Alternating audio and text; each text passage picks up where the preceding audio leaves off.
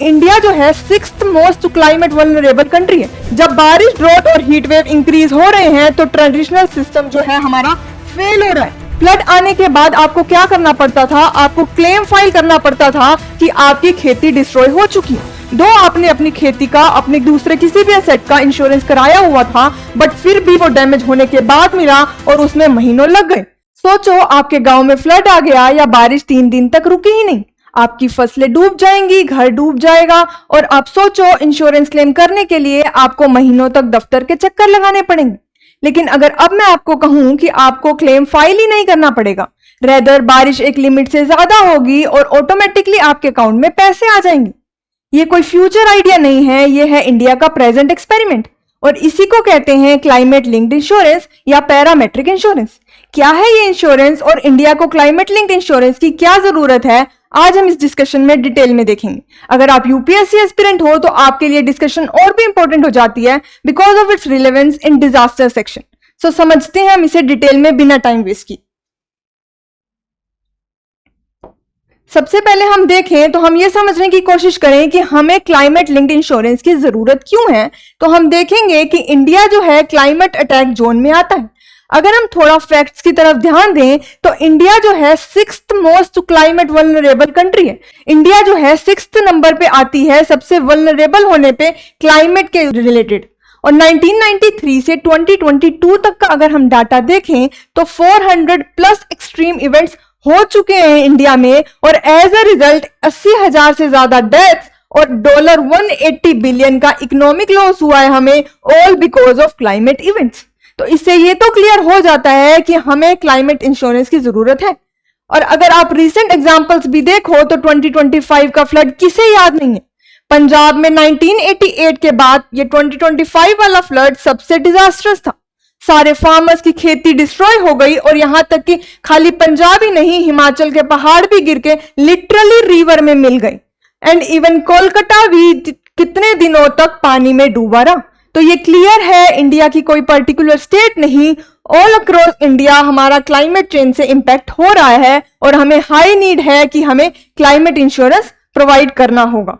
जब बारिश, ड्रॉट और हीट वेव इंक्रीज हो रहे हैं तो ट्रेडिशनल सिस्टम जो है हमारा फेल हो रहा है।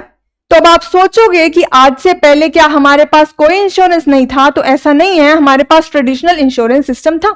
लेकिन क्या था ट्रेडिशनल इंश्योरेंस सिस्टम और वो फेल क्यों हो रहा है, इसे समझने की कोशिश करते हैं, फिर आप बेटर अंडरस्टैंड कर पाओगे कि अब क्लाइमेट लिंक्ड इंश्योरेंस में क्या अलग है। अगर हम ट्रेडिशनल देखें तो वो वर्क करता था डैमेज होने के बाद। लेट अस से कोई इवेंट हुआ, फ्लड आ गई।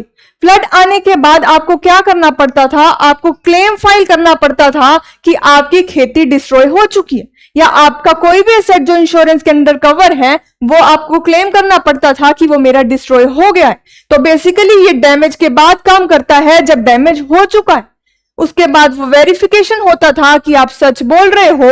अगर वो वेरीफाई हो जाता था तो आपको अप्रूवल मिलता था और बहुत से मंथ लग जाते थे कि फाइनली आपके अकाउंट में पैसे आते थे अंडर द इंश्योरेंस। दो आपने अपनी खेती का, अपने दूसरे किसी भी एसेट का इंश्योरेंस कराया हुआ था, बट फिर भी वो डैमेज होने के बाद मिला और उसमें महीनों लग गए। आपका डैमेज और ज्यादा इंटेंसिफाई हो जाएगा क्योंकि जब उसमें महीनों का टाइम बढ़ जाएगा और आपको बार बार दफ्तर के चक्कर लगाने पड़ेंगे।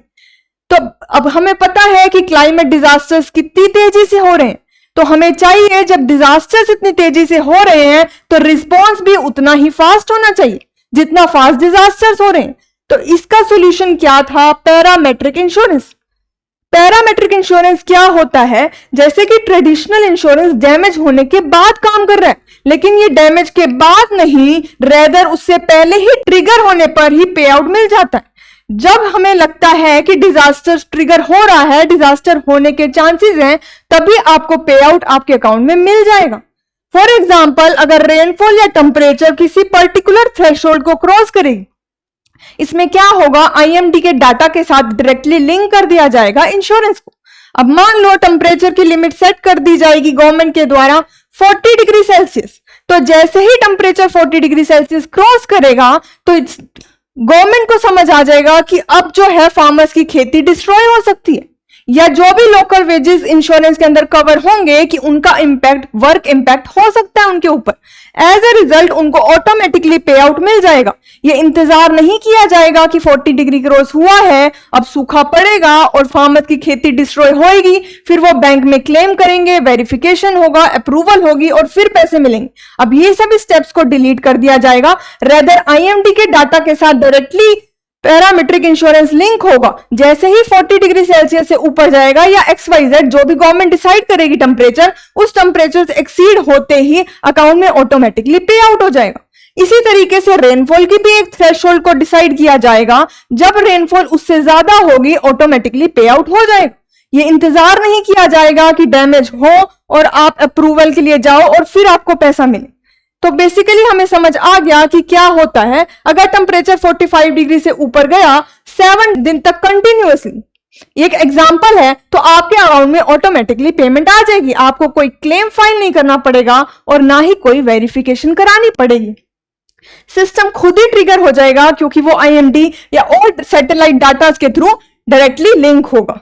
तो इसका कैसे काम करेगा, ये रियल टाइम पे काम करेगा डाटा के थ्रू एंड ये यूज करेगा प्री डिसाइडेड ट्रिगर्स। हम पहले ही लिमिट डिसाइड करेंगे कि टेम्परेचर इतने से ज्यादा क्रॉस करेगा या रेनफॉल इतने से ज्यादा क्रॉस करेगी, तो ये ट्रिगर हो जाएगा और पे आउट जो है ऑटोमेटिकली हो जाएंगे। अब आपको चक्कर नहीं लगाने पड़ेंगे। तो बेसिकली ये प्रिडिक्टिव नेचर का होगा। हम प्रिडिक्ट कर रहे हैं कि अगर रेनफॉल इतने से ज्यादा बढ़ रही है और टेम्परेचर इतने से ज्यादा हो रहा है, तो हम प्रिडिक्ट कर रहे हैं कि आगे हमारे को क्लाइमेट रिस्क है और हम पहले ही इंश्योरेंस प्रोवाइड कर रहे हैं, रेदर देन बीइंग रिएक्टिव कि डिस्ट्रक्शन होने के बाद हमने रिएक्ट किया और फिर सोल्यूशन ढूंढा।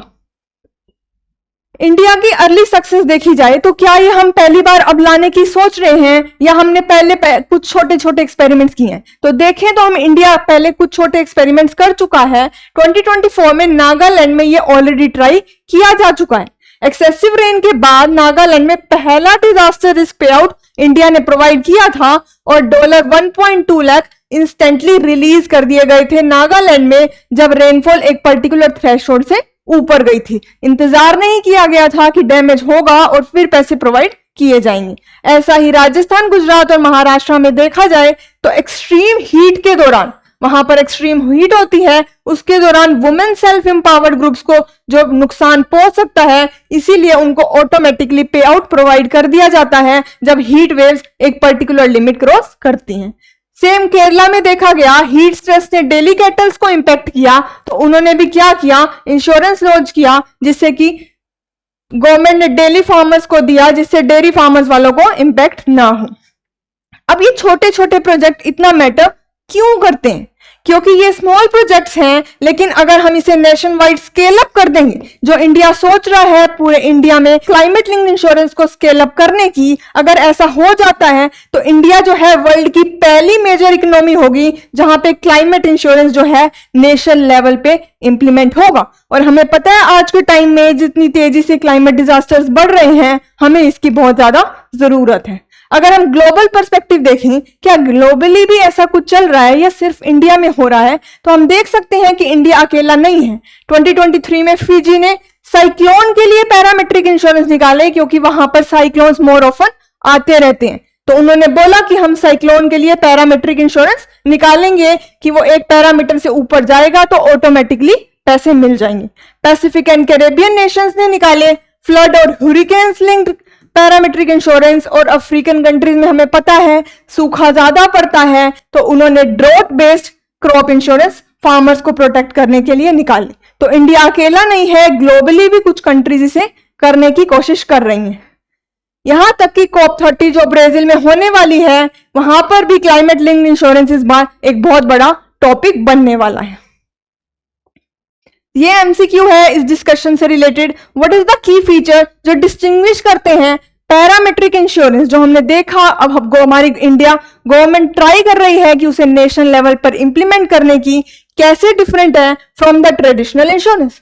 पहली स्टेटमेंट कहती है कि parametric insurance require loss assets before पे आउट, पे आउट से पहले लॉस असेसमेंट करता है वो। दूसरी कहती है it pays compensation based on a pre agreed, जो हमने पहले ही डिसाइड कर लिए हैं थ्रेशोल्ड, उस बेसिस पे कंपनसेशन मिल जाता है लाइक टेम्परेचर और रेनफॉल। थर्ड स्टेटमेंट कहती है it is available only to the government agencies, and fourth कह रही है it covers only agriculture damage. आप मुझे बताओ इनमें से ए बी सी डी में से कौन सा करेक्ट आंसर है in the comment section. I hope अब आपको क्लियर हो गया होगा कि क्रॉप लिंक्ड इंश्योरेंस क्या होते हैं और ये ट्रेडिशनल मेथड से कैसे अलग है। And don't forget to join the Telegram channel of Careerwill IAS, because ये वन स्टॉप सोल्यूशन है आपकी यूपीएससी प्रिपरेशन का। जल्दी मिलते हैं हम नई डिस्कशन के साथ। Till then take care.